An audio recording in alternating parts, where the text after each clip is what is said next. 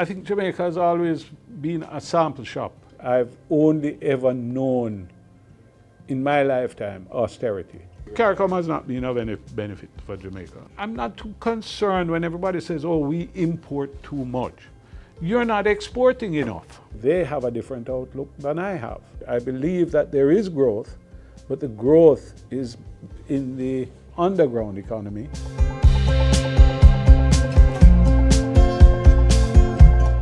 I think we're actually living in very interesting times. I've only ever known in my lifetime austerity.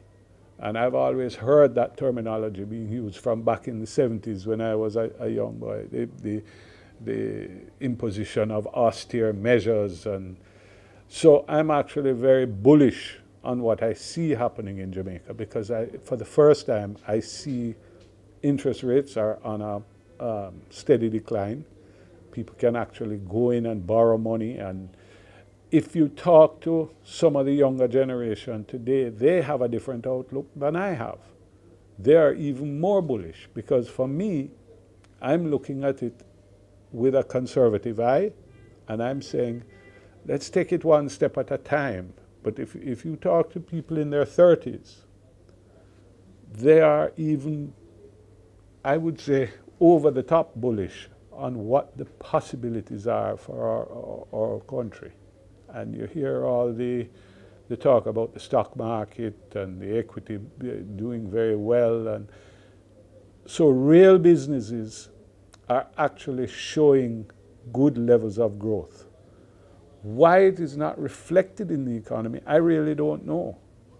Because at some point it has to. Now, if you talk to a number of people, they'll tell you that agricultural production is a big part of the statistic that makes up the GDP.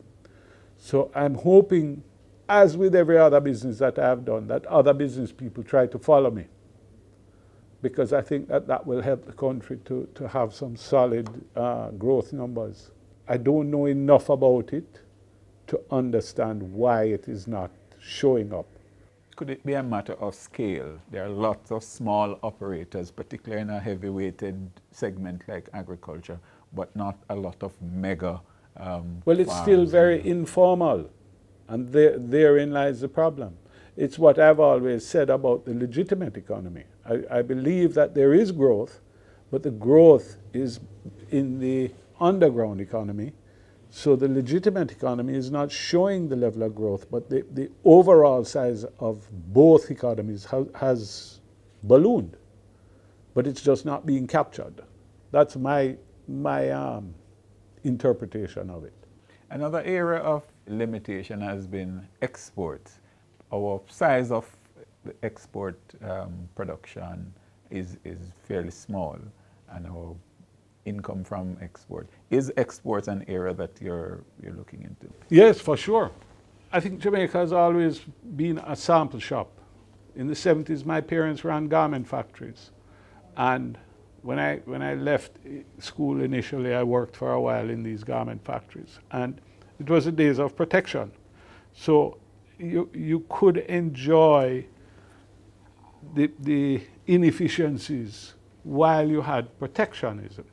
When you're part of WTO and now you're in this global economy and everything is open, for the most part, we still have some very high tariffs and protection measures on certain things. If you don't develop your productive capabilities, now remember something, export is not only goods, it's also services. So if you're not able to compete with another particular country, let's say China, with a production of something, you might be able to provide services back to China or back to the rest of the world. So I'm not too concerned when everybody says, oh, we import too much. You're not exporting enough.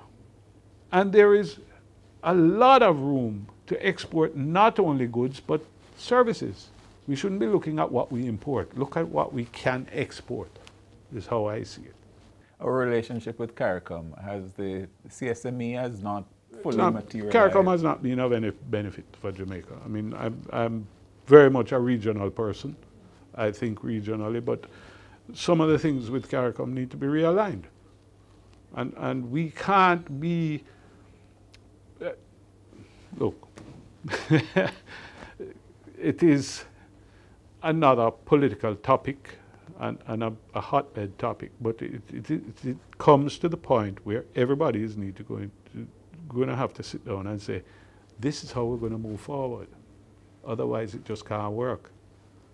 Because I can't be your market and you don't allow me into yours. It's, you know, there has to be, and everybody has a justification, you know. But the truths are there, the facts are there, and business people have voiced it over the years. So therefore, there must be some truth in what I'm saying. And all I'm saying is that you can't have a disproportionate balance. And if you want to get into my market, come open a factory here as well. But then you hear the talk about, oh, it's not efficient, it's not this, it's not. But you want to ship your stuff into my market, but I can't ship back into yours.